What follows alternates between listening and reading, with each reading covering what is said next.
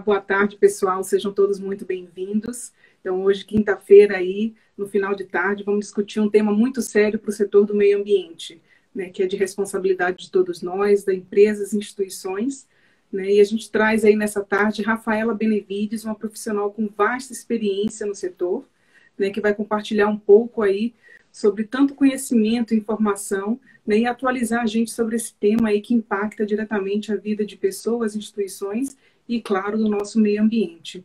Estou aguardando a Rafaela reiniciar, para a gente iniciar esse papo sobre a Política Nacional de Educação Ambiental e as obrigações educativas ambientais. Quero que vocês participem, contribuam com essa tarde, esse final de tarde aí, com essa live que vai ser muito agradável, né, com suas contribuições, com as suas dúvidas, com as suas sugestões, para que a Isabela consiga ajudar nessa compreensão desse tema, né, que acho que todos nós temos alguma dúvida, algum questionamento, e uma profissional com currículo e com know-how que ela tem vai ajudar aí realmente a gente a esclarecer muita coisa. A Rafaela, ela é doutora em Direito Público pela Universidade de Coimbra, Portugal.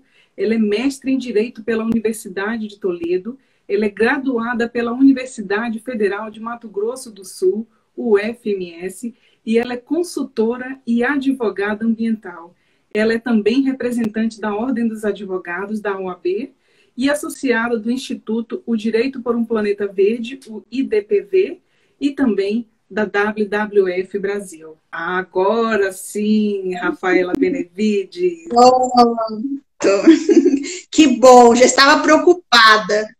Não, que ótimo. Eu falei aqui, enquanto você chegava, eu falei para o pessoal que a gente precisa se graduar e pós-graduar nessa área da tecnologia, né? E principalmente nas redes sociais, que ela se transforma o tempo inteiro. É muita informação, né? Muito aplicativo, é muito recurso. E a gente acaba se perdendo aí no meio de tanto. Ainda depende muito do sinal das telefonias aí, né? Que o tempo todo oscila, ainda mais nesse período. Seja bem-vinda, Rafaela, mais uma vez. Prazer é todo meu, Viviane. E eu escutei você comentando a respeito do meu currículo, e eu acrescento aí mais um adicional, parceira da ETIS, né? Educação, transformação, inovação e sustentabilidade. É a nossa parceira, a nossa mentora realmente nessa área de direito. A gente é a nossa madrinha aí, né? Uma pessoa com esse currículo, com essa bagagem, com esse know-how que a Rafa tem, de poder realmente orientar toda a expertise, todo o time da ETIS, todo esse direcionamento nessa área, que a gente tem que ter muito cuidado. A gente precisava da mentoria e nada mais, nada menos do que Rafaela Benevides. Que orgulho para o ETIS ter você como parceira, Rafaela. Muito obrigada aí por ter aceito o nosso convite para participar dessa missão. Sim, o orgulho é todo meu, né? Na verdade, o prazer e a honra é toda minha, justamente porque o ETIS, ele faz parte de um projeto de vida onde o meio ambiente, a gestão ambiental está em primeiro lugar. Não é isso, Viviane? Isso mesmo. Agora todo mundo está aqui um pouco curioso para conhecer um pouco mais sobre a Rafaela Benevides. Fala um pouco de você, um pouco da sua trajetória e o que te levou a construir essa jornada no direito ambiental. Sim. Na verdade, eu sou consultora e advogada ambiental, né? Sou doutora em Direito Público pela Universidade de Coimbra e há 7 anos eu vim, né, desenvolvendo a minha tese de doutoramento, que é a forma como eles utilizam o termo em Coimbra, na Europa, e o doutorado, ele está me trazendo, na verdade, uma bagagem, me trouxe uma bagagem, e agora está me trazendo um outro filho, que é o meu livro, que vai ser lançado, né, no começo de dezembro, e todo direcionado à questão do direito do turismo nos territórios dos povos indígenas. Toda a questão da bagagem, da formação do turismo, a questão dos territórios, compreensão dessa área ecológica e culturalmente sagrada, como os povos indígenas se interessaram por essa atividade não tradicional, e, é claro, o planejamento todo sistemático e jurídico em torno dessa atividade que hoje se desempenha, né, como de alto nível. Na verdade, o turismo tem uma magnitude muito grande. Além do doutorado, sou mestre em direito também, com especificidade nos direitos difusos e coletivos. Sou formada pela Federal do Mato Grosso do Sul, ótimas lembranças, e desde já eu já mando um super abraço para os meus colegas, meus amigos de coração, e que eu levo por toda a vida, né? A Federal, ela traz uma bagagem muito grande para a gente. E além desse meu currículo acadêmico, porque a academia é onde que realmente eu me expresso, é a advocacia, e agora não, né? É algo que vem construindo já faz tempo, a consultoria, mas é a consultoria com a ETS, né? Uma parceira massa, né, Viviane? Que orgulho, né? Muito bom e pegar uma profissional, assim, trazer para esse time do ETS, né? Que é um time incrível, que realmente são pessoas que são apaixonadas pelo setor do meio ambiente, e trazer a Rafaela, né? Que além de atuar numa área tão séria como o direito, é uma pessoa leve, uma pessoa carismática, uma pessoa que realmente gosta, né? Ela ama o que ela faz e ela tem realmente esse olhar muito diferenciado para o meio ambiente. Então, parabéns por toda a sua formação, por investir na sua carreira. A gente sabe que informação, somente ela e a capacitação e a educação é capaz de transformar realmente o cenário em que vivemos, né? Transformar o mundo, para que a gente consiga inovar e construir projetos transformadores aí para a nossa causa. Que show, que orgulho para o time, para a ETS ter você conosco.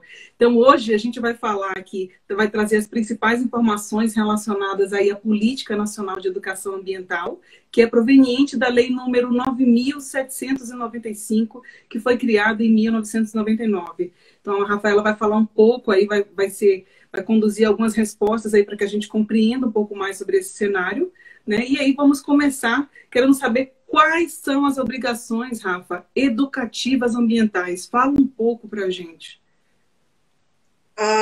Na verdade, antes de tratarmos sobre a Política Nacional da Educação Ambiental, devemos entender que há 4 obrigações educativas ambientais. E quem observa tais, né, responsabilidade é a doutrina contemporânea. Então, não é uma disposição normativa. Na verdade, há uma doutrina por trás dessas 4 obrigações, as 4 obrigações educativas. A primeira obrigação, somos guardiãs do meio ambiente ecologicamente equilibrado, conforme o artigo 225 da Constituição, conforme toda uma política inovadora que nós temos aqui no Brasil. Primeira Política Nacional do Meio Ambiente, que é a 6938 de 81, e as demais políticas ambientais. Toda política ambiental, ela é cercada pela EA, que é a Educação Ambiental. Então, falar de educação ambiental não é só falar da Política Nacional de Educação Ambiental, mas é falar também das demais políticas. As demais políticas ambientais, elas são muito pontuais no que concerne a questão da EA, que é a Educação Ambiental. Então, essa é a primeira obrigação. Somos guardiãs do meio ambiente ecologicamente equilibrado. A segunda responsabilidade é em consequência da primeira. Somos gestores de bens, né? E eu utilizo o termo bens porque eu acredito que o termo recursos, ao contrário do termo bens, é algo muito consumido, né? Falar de recurso é a mesma coisa que levar a algo que o homem necessita consumir, ao contrário de bens. Bens é algo que nós devemos o quê? Não somente valorar no sentido econômico, dinheiro, mas também valorizar, né? Então, a gestão de bens ecológicos e bens culturais, que é que eu estendo para questões culturais, porque o meio ambiente não é só natureza, né, Viviane? O meio ambiente é cultura, o meio ambiente são as cidades arborizadas, né? O meio ambiente é o artificial que eu acabei de falar, são as praças, é a cidade, é o loteamento, é o planejamento estrutural de uma cidade, né? Que eu fico muito feliz que eu faço parte aqui na minha cidade do Conselho de Cancelamento e Utilização do Solo, e eu agradeço aos meus colegas advogados aqui de São João da Boa Vista, São Paulo, e é isso. Então, os bens culturais e os bens naturais, que são, também chamamos de ecológico, a doutrina contemporânea hoje chama de bens ecológicos, ela restringe ao sentido de que nós devemos, além de valorar, também devemos valorizar. E, além dessas duas obrigações, há a terceira obrigação, que hoje está muito em voga. Nós devemos cuidar, né? E eu também falo até outra expressão, valorizar os resíduos sólidos. Não se trata somente de jogar o lixo fora, que na verdade não existe fora, né? Não existe fora. O planeta é um só, né? Não existe jogar fora. Então, os objetivos da Política Nacional de Resíduos Sólidos os objetivos são muito claros. Devemos não utilizar, e se caso precisar utilizar, devemos reciclar, reutilizar, né? E o quarto objetivo é o seguinte, nós somos lançadores de alertas. E por conta disso, nós devemos levar em consideração aos socialmente vulneráveis, que no caso, no fator idade, são idosos, as crianças, no fator exclusão social, que hoje a gente vivencia a cada momento na questão das comunidades tradicionais e dos povos indígenas. E há outros grupos vulneráveis, há vários, os grupos vulneráveis é muito amplo.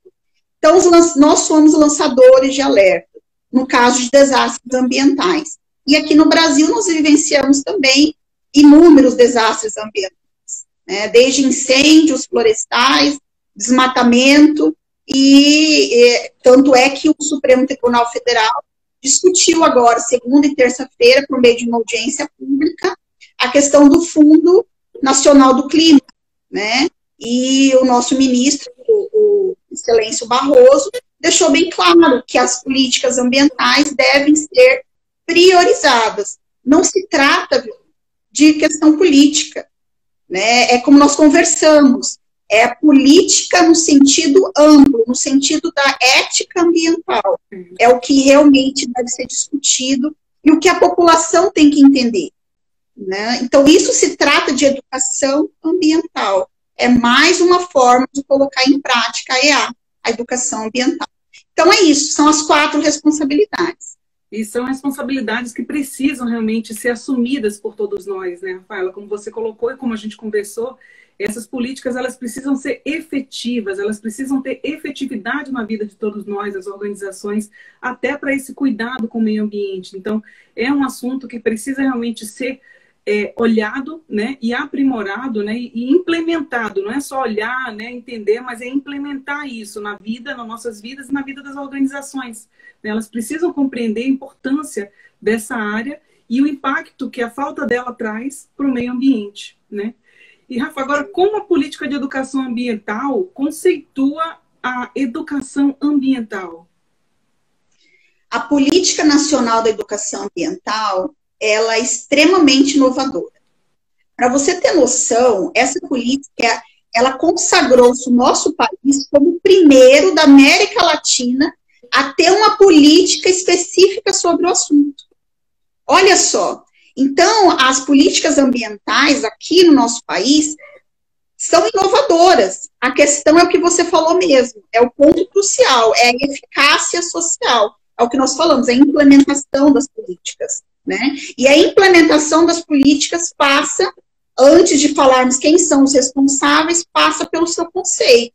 O que seria a EA? Né? A EA é um processo, e eu não falo que é um processo, são processos, né? São processos em que envolve o indivíduo e toda a coletividade, no sentido de que eles devem adquirir valores, conhecimentos, técnica, habilidade, porque não adianta só ter conhecimento, ter técnica, mas não ter habilidade e principalmente atitude.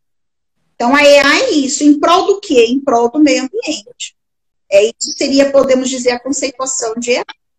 É um processo como um todo que busca a preservação do meio ambiente. E como é aplicada? De que modo ela é aplicada, doutora? A EA, ela é aplicada de 2 aspectos. Quando nós estudamos a EA, quando eu escolhi, antes de falar sobre isso, quando eu escolhi a educação ambiental como temática desse mês, do meu Instagram, das minhas redes sociais, foi algo muito proposital, foi algo muito específico. Esse mês de setembro eu dedico todo ao estudo do EA. Então, o estudo do EA é o seguinte, há o aspecto formal e há o aspecto informal. Quando eu falo do aspecto formal, eu estou falando do colégio, estou falando da escola, do ensino-aprendizado, né? Então, toda criança aqui no Brasil, ela deve ter direito fundamental a ter EA. O que seria EA? Educação ambiental. Agora, esse EA, que é o aspecto formal, ele não é visto de uma forma pontual, ela tem que ser colocada de uma forma interdisciplinar. Todas as matérias tem que existir um ponto sobre educação ambiental. E isso é muito interessante, mas eu já também, em compensação, eu já tive perguntas, né, de profissionais da área da educação que chegaram e perguntaram para mim, mas doutora, mas professora, como? Como que eu, uma mera professora de português, de matemática, vou ter uma técnica para aplicar EA? Mas aí eu falo, por exemplo, aqui em São Paulo, há uma lei paulista de 94, e ela é muito clara, que há necessidade de implementar, ou na verdade, conceber coordenadores específicos para programas e coordenação para as atividades de educação ambiental. Então, é um conjunto, né, Vivi? É um conjunto. Não tem como eu falar de educação ambiental dentro do colégio se eu não tenho toda uma estrutura por trás. Ao mesmo tempo tem esse aspecto formal, tem o aspecto informal. O aspecto informal é todos nós somos obrigados por quê? Porque nós vivemos num planeta que precisamos respirar. Então, nós somos obrigados a preservar o meio ambiente. Toda empresa, é isso que eu quero deixar muito claro, toda empresa, pessoa jurídica, ela precisa implementar dentro do seu trabalho, dentro dos seus funcionários, a educação ambiental. Olha só a lógica do meu raciocínio. Se uma empresa, seja uma pessoa jurídica, se ela pratica um ato ou uma omissão ilegal contra o meio ambiente, ela pode responder civil, administrativa e criminalmente, certo? Isso é direito ambiental. Futuramente conversaremos mais sobre esse tema. Mas o que nós devemos entender é que se uma pessoa jurídica ela responde dessa forma, por que não ela também se responsabilizar para que implemente dentro do seu trabalho educação ambiental? Mas de que forma eu posso implementar a educação ambiental? Né? Tenho certeza que os nossos clientes, aí, nossos amigos do ético, mas como dentro de uma empresa? Eu não pratico nenhum trabalho, nenhum impacto ambiental, nenhuma atividade de grande impacto ambiental. Por que eu vou praticar EA? Olha só como é simples. Sabe a pilha? Sabe aquela pilha? A gente só colocar ali, ó, pertinho da porta ali, ó, recolhe pilhas. Pronto, a empresa está praticando educação ambiental. Ah, quer outro exemplo, mas esse exemplo aí é muito pouco. Pois é muito pouco hoje. Hoje não, porque hoje nós já estamos vivenciando a crise, né, ambiental. Mas há toda uma questão por trás. A EA, ela está em tudo que vivemos. Então, há dois aspectos, concluindo a tua pergunta. O aspecto formal e o aspecto informal. É o modo que nós aplicamos a Política Nacional da Educação Ambiental hoje no Brasil. Agora, muito se fala em educação ambiental em nosso país, mas eu vejo muito essa discussão dentro do meio ambiental, né? Quem vive, quem trabalha no meio ambiente, realmente esse discurso é muito mais aflorado. Então, a gente precisa levar essa informação. Então, essa é uma das missões mais importantes do ETS, que é realmente disseminar informação qualificada, né, para que a gente consiga atingir o máximo de pessoas, empresas, instituições e autoridades, a cada um cumprir o seu papel. Como a doutora Rafaela colocou aqui, não existe, né, uma casa fora, a casa é única, é o nosso mundo, é o nosso meio ambiente, é o mesmo para todos, né? E é preciso desenvolver, sim, a educação ambiental na família, na casa, na empresa, nas instituições. E uma ação simples, como a senhora colocou aqui da pilha, né? Você coloca ali aquela informação. Mais uma vez a gente fala, é a informação, né, doutora Rafaela? Uma coisa tão simples, mas que as empresas às vezes deixam de praticar justamente por essa falta de diálogo e convivência, né? O X postou essa semana aqui até uma replicação de uma rede social de filosofia, enfim, dessa reflexão, e colocando, né, preocupados com o meio ambiente. Aí tem uma fila gigante, né, mas realmente dispostos a mudar, né, os seus hábitos, as suas ações, e a tomar alguma iniciativa. Aí não tinha ninguém, né? E esse post gerou muito. Mas eu penso assim, sabe, Vivian, há um ponto muito interessante. Quando você tocou no assunto de informação, hoje há dois direitos fundamentais e básicos, e que tais direitos são reconhecidos hoje, são reconhecidos em tratados, em documentos internacionais. Quais seriam esses dois direitos? O direito de acesso à informação ambiental e o direito, mais importante, o direito à participação pública nas tomadas de decisões. Então, falta uma implementação não só estatal, eu estou longe disso. Falar do ente estatal, que é União, Estados, Distrito Federal e município, falar do ente estatal é muito fácil. Né? O político X é responsável. Não estou aqui nesse nível. Estou em outro. Quando o artigo 225 da Constituição Federal trata, ele fala todos são responsáveis.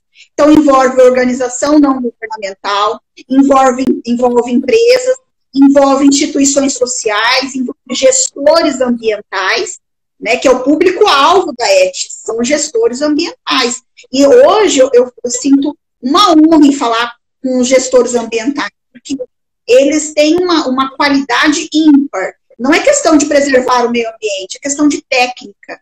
Né? Meio ambiente não é política. Eu sempre digo isso muito.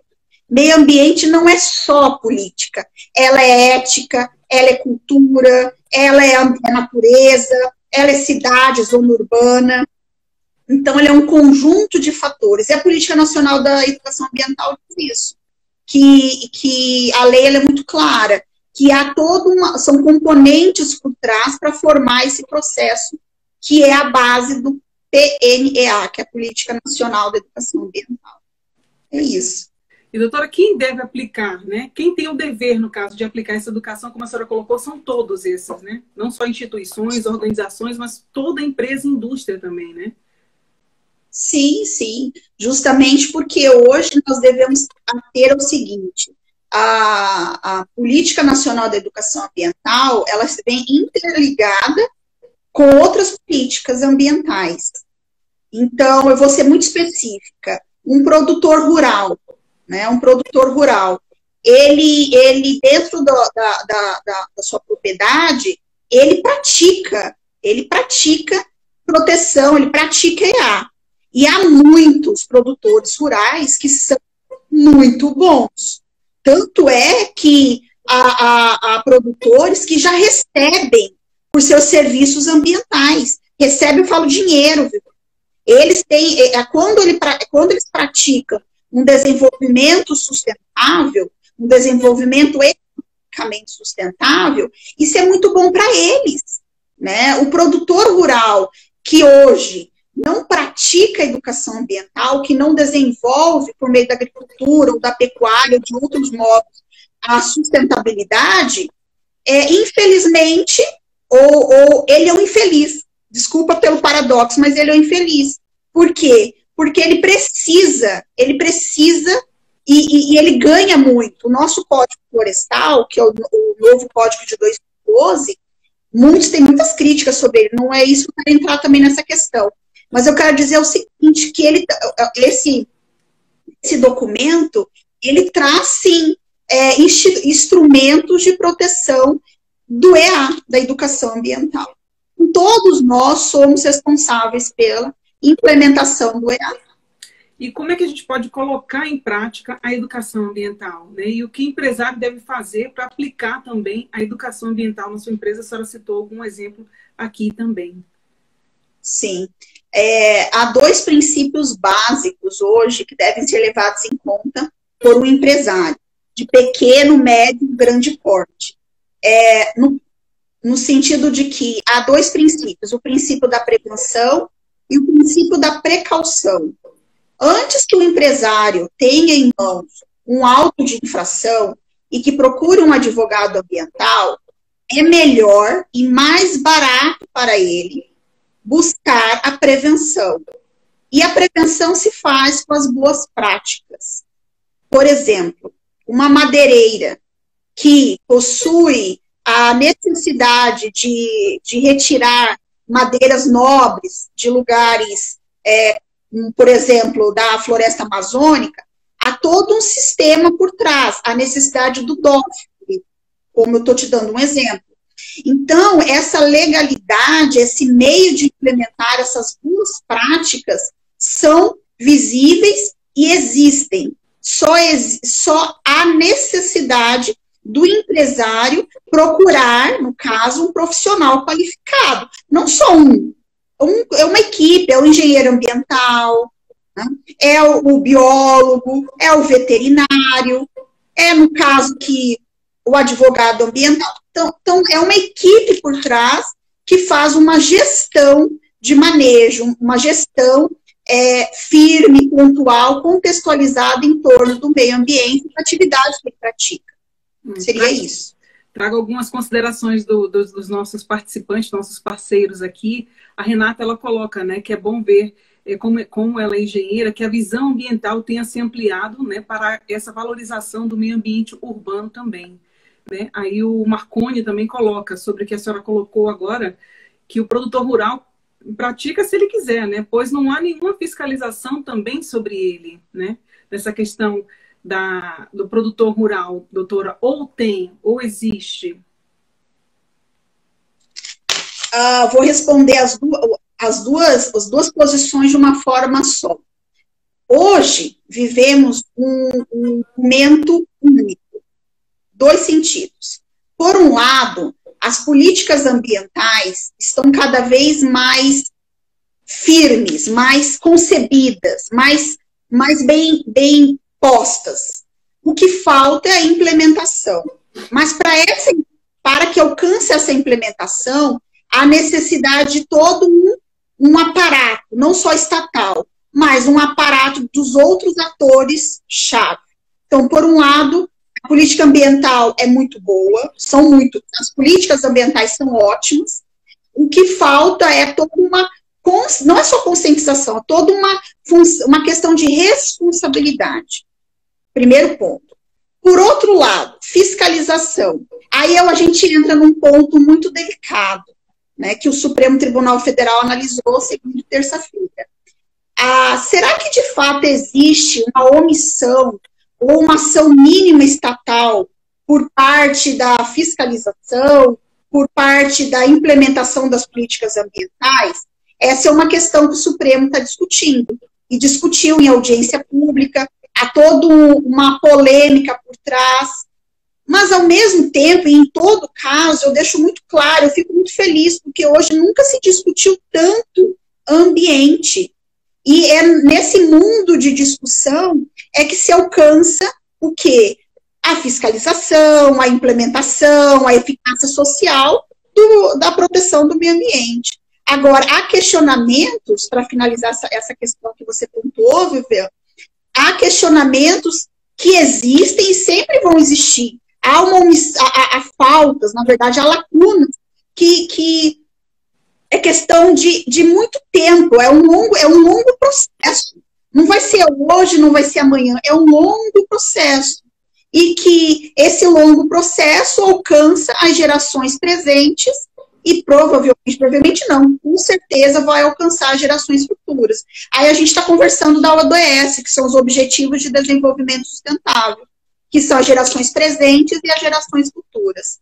Mas que há necessidade, sim, de uma estratégia mais firme, planos e políticas mais setoriais, sim, há necessidade.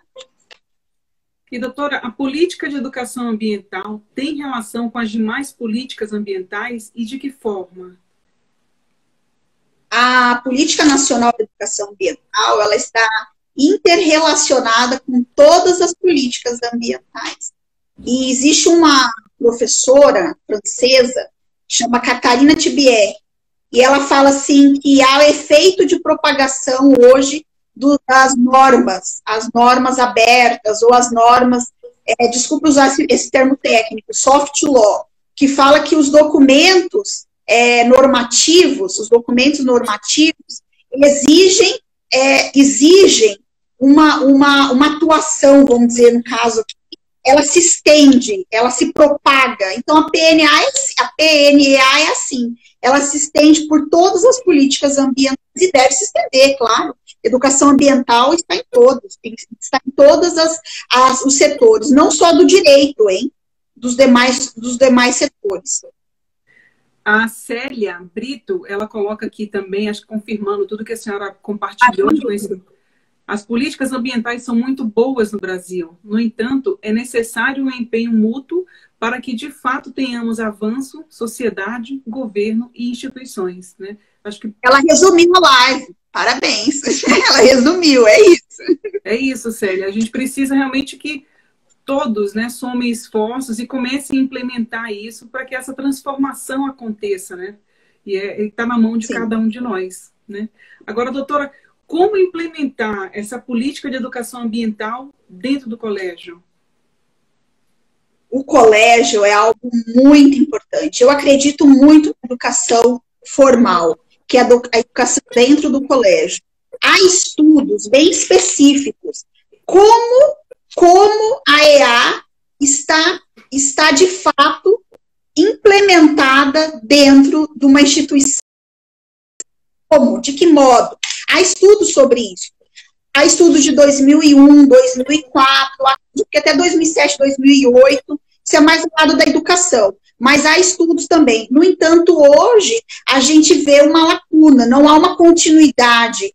Se de fato houve, se há realmente a EA dentro das escolas públicas, né? Os estudos acerca das escolas públicas. Mas, sim, eu acredito que sim, a educação ambiental está, sim, dentro do colégio. Agora, a questão falta mais aplicabilidade da EA, falta mais interesse. Mas os alunos não têm interesse, os alunos acham chato estudar isso. Mas espera um pouquinho, então é uma questão cultural. Então, nós estamos falando dos alunos, não são alunos de maternal, ensino fundamental, ensino de segundo grau, são alunos que ainda não têm uma capacidade de discernir, a questão da problemática ambiental como um todo. O que vale é o seguinte, são os pais, é a criação, é toda uma questão cultural por si.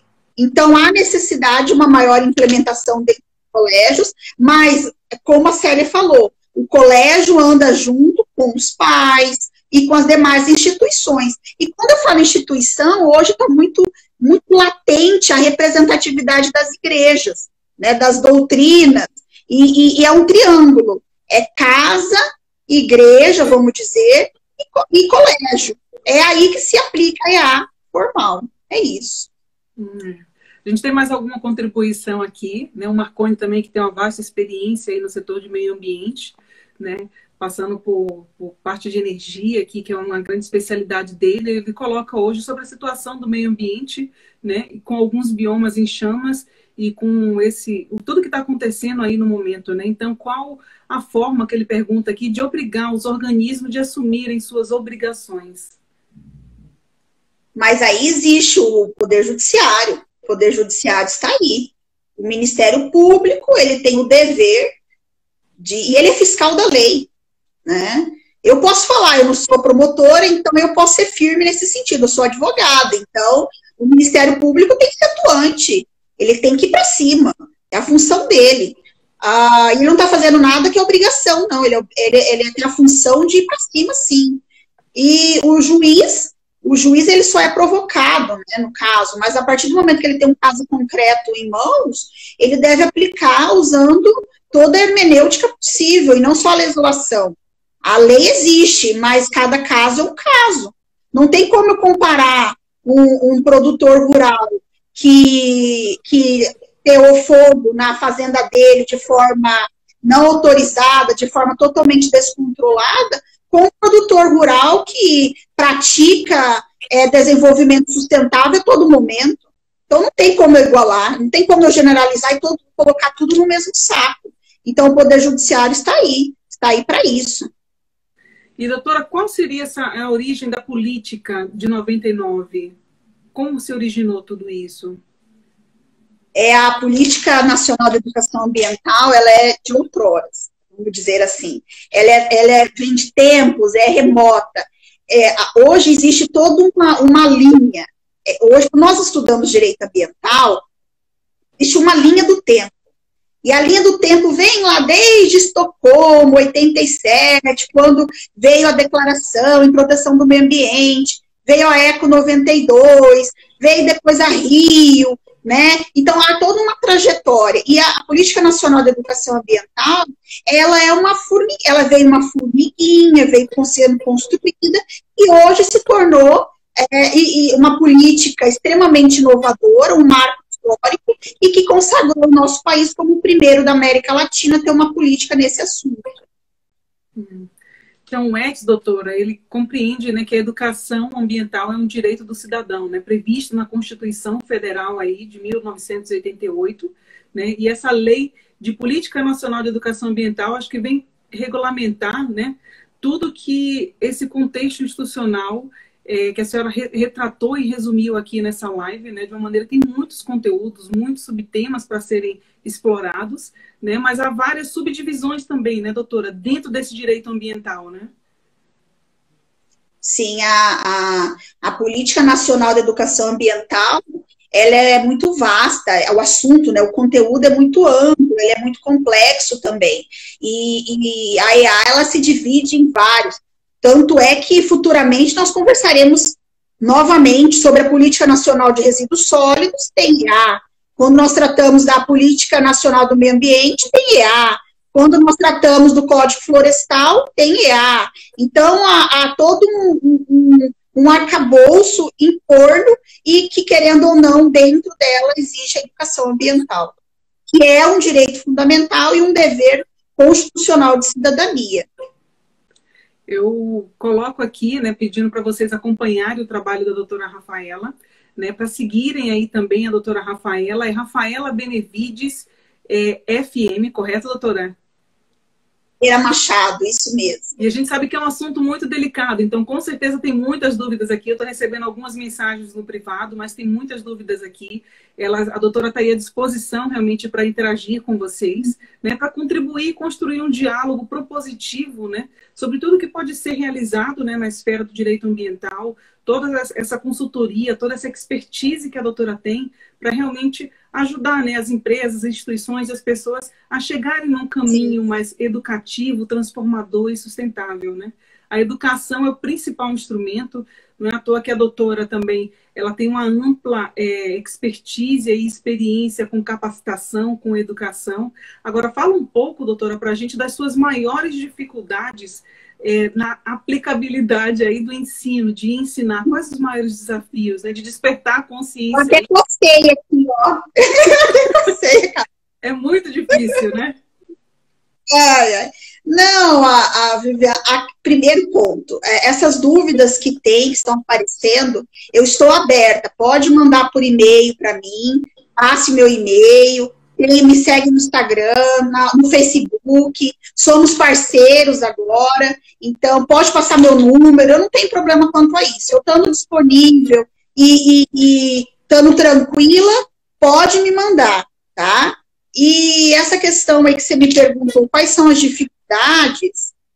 Há várias dificuldades, mas eu posso dizer o seguinte, eu posso resumir num termo só.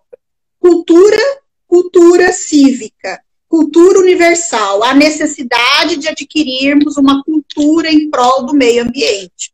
A partir do momento que nós entendermos que o direito ambiental é de suma importância para qualquer ramo do direito ou para qualquer outros ramos, né, profissionais, nós vamos entender que sim, que há necessidade de um desenvolvimento sustentável, há necessidade de políticas que de fato são implementadas, há necessidade de um Estado atuante, né? Há necessidade de colégios bem formados, uma estrutura por trás. Então, falar do meio ambiente, das dificuldades, universidades, é toda uma questão cultural. Para você ter noção, eu falo isso porque eu morei em Coimbra, né, em Portugal. A Europa, ela é muito viva nas questões ambientais. Claro, ela tem que ser viva, né? Porque ela já queimou tudo que tem que queimar, já destruiu tudo que tem que destruir, né? Então, assim, eu sou brasileira, amo Portugal, minha segunda terra, mas eu não sou ingênua. Eles também, né? A Europa, ela é desse tamanho, ela já queimou tudo, já destruiu tudo que ela tinha que destruir. Agora ela tem toda uma política de reconstrução. Mas o fato é que a população ela é muito atuante nesse sentido. Para você ter noção, isso é um exemplo vivo, um exemplo meu, uma coisa.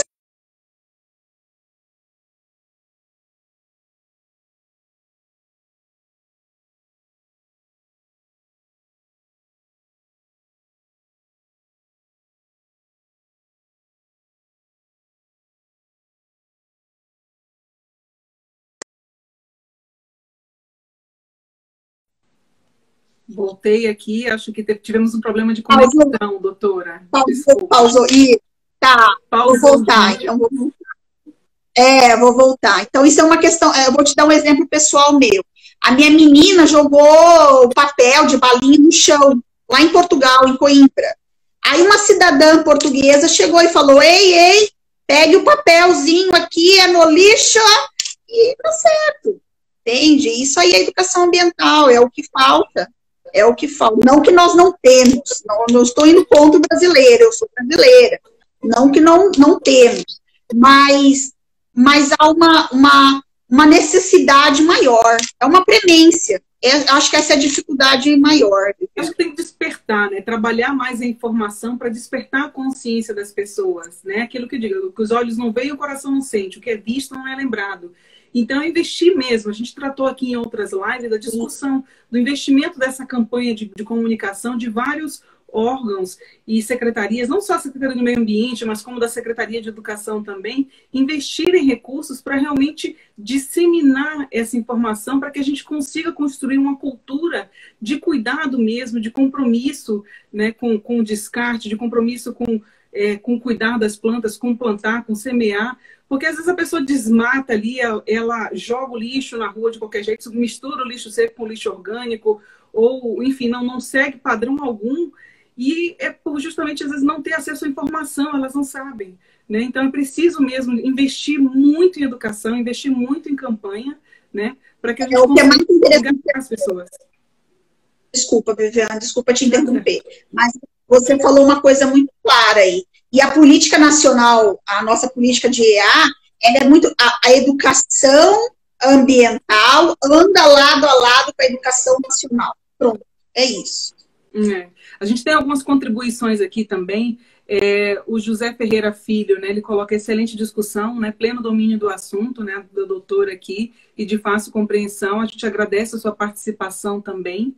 A Toga Treinamentos coloca que toda política ambiental, né, tem interface aí com todas as áreas econômicas, né, por exemplo.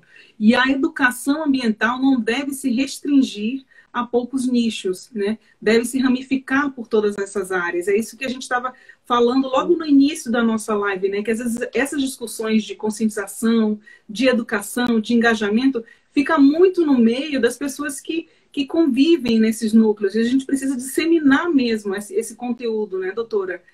Eu acho que a senhora tem informação. E a senhora como mentora, como doutora e como professora também, não só como ex, a senhora deve ter uma responsabilidade muito grande, porque atrair a atenção dos alunos ali também, né? Fazer, não só disseminar o seu conteúdo, mas envolvê-los no tema, né? É uma responsabilidade de tirar o chapéu para vocês. Não, mas não é só uma responsabilidade minha, é uma responsabilidade de todo educador, tanto da área universitária quanto do ensino médio, fundamental e segundo grau. Hoje a educação, fazer educação é muito difícil, Viviane. O Wagner coloca aqui também que realmente precisamos ver essas questões ambientais sem ideologia, né? Como a gente estava discutindo, né, doutora? Levar essa informação de uma maneira única para todos, como ela precisa ser, como ela tem que ser, né? É trabalhar, educar. A gente, como a senhora colocou, da igreja, da escola, de casa, eu acho que isso, é começar de casa. Então, ensinar os valores mesmos para o nosso filho, para a nossa empresa, enfim, para os nossos parceiros e colaboradores, que são valores que são seguidos, né? Os exemplos, eles movem muito mais do que o discurso, né? Então, a prática, ela mobiliza muito mais pessoas. Com certeza. E é isso, a educação, né, ambiental é o foco do ETS mesmo, né? O nosso público realmente está trazendo cada um de vocês para junto dessa discussão, para que disseminem mesmo todos os assuntos que a gente aborda aqui. Cada contribuição que teve aqui foi super válida, realmente. Acho que a doutora tem muito mais coisas aí para a gente aprender, para ela compartilhar. Conversei com ela que a gente precisa desmembrar um pouco, porque tem tanta riqueza de informação, né, e dentro da área do direito ambiental, né, que a gente precisa trazer outras lives, né, e essas discussões realmente para que essa aplicabilidade e o direcionamento da nossa linguagem de comunicação com cada um de vocês seja mais efetivo, né? Sim, com certeza. Mas é começar. Nós começamos, agora é continuar, né? Dar prosseguimento. É continuar aí. A gente está chegando aqui no nosso tempo final. Eu queria passar para a doutora fazer um pouco aí um resumo para quem acabou de chegar aqui, um pouco perdeu o início, né? A gente tratou e trouxe aqui nessa live o tema da Política Nacional de Educação Ambiental e as obrigações educativas ambientais. E para ela fazer as considerações finais. A Política Nacional da Educação Ambiental é um documento normativo de extrema importância e tem como dois objetivos. O primeiro objetivo, tem dois objetivos do PNEA. O primeiro objetivo, conscientizar criticamente a sociedade, para além de conscientizar, responsabilizá-la por os seus atos ou suas omissões. E o segundo objetivo da Política Nacional de Educação Ambiental é buscar integrar o meio ambiente dentro ou da zona urbana ou da zona rural, mas dentro do contexto nacional, local e global, né? Seria isso. E as 4 obrigações da educação ambiental são bem claras e bem pontuais. Proteção do meio ambiente, fazer a gestão dos bens, cuidar do nosso lixo, e o quarto seria somos lançadores de alertas no tocante aos desastres ambientais, respeitando, é claro, os socialmente e ambientalmente vulneráveis. É isso, Viviane. Agradeço pela oportunidade. Estamos juntas, já te falei isso. Obrigada, doutora. Uma honra para o ETS ter você como nossa madrinha dessa área, mentora também, parceira, engajada na causa. Né? A doutora em breve vai estar lançando um livro e algumas publicações muito em breve. Ela tem trabalhado muito, estudado muito. Foi ótimo você ter falado isso. Sim, o meu livro já está quase pronto, saindo do forno. Falta só mais um pouquinho. E logo, logo nós conversaremos sobre a temática do direito do turismo em terras indígenas. Algo extremamente relevante. O Brasil não tem nenhuma legislação pronta para aplicar o turismo em terra indígena. E há muitos povos indígenas interessados nessa atividade não tradicional. Não é só interesse do turista, não. Há interesse dos índios também. Então, é uma temática extremamente inovadora, atual, e que envolve outros ramos do direito público. É isso. Deve ser muito interessante, porque eu acho que a gente cuida do que a gente ama. E quando a gente não conhece, a gente não consegue construir, né, alguma relação. Então, acho que esse trabalho que a senhora está fazendo, que é inovador, né, que é diferenciado, vai com certeza abrir um campo aí de informação e muitas possibilidades e oportunidades, não só de promover o país, promover o turismo, né, promover essa consciência e de conhecer um pouco mais essa vida indígena, né, e trabalhar aí nessas vertentes do direito. Eu estou aqui na expectativa para conhecer mais, para ler essa obra que a senhora vai lançar em breve. Conta aí para a gente divulgar e disseminar com todo esse grupo que está aqui. Tá certo, vamos lá. Doutora, muito obrigada, né? Eu coloco aqui a nossa mensagem final do ETS. A educação é o nosso principal instrumento na promoção de uma jornada mais consciente e sustentável para o nosso planeta. Né? Precisamos envolver mesmo cada um de vocês, né, e somarmos esforços para construirmos um novo mundo, né, um mundo justo para todos nós, um mundo realmente com mais verde, com mais ambiente. A gente trouxe aqui tantas pessoas que contribuíram com suas opiniões, realmente com suas perguntas, né? Continuem participando. O X aí é uma plataforma que precisa interagir cada vez mais com cada um de vocês. Né? Agradecemos aqui a participação de todos, a participação da doutora, ela ter cedido esse tempo, a gente sabe realmente da demanda que ela tem, né? E agradecemos com todo carinho esse final de tarde muito especial e, mais uma vez, riquíssimo, né? Em tanta informação e conhecimento que só se inicia nessa jornada. Obrigada a todos, uma boa tarde e um abraço em cada um de vocês. Obrigada, tchau.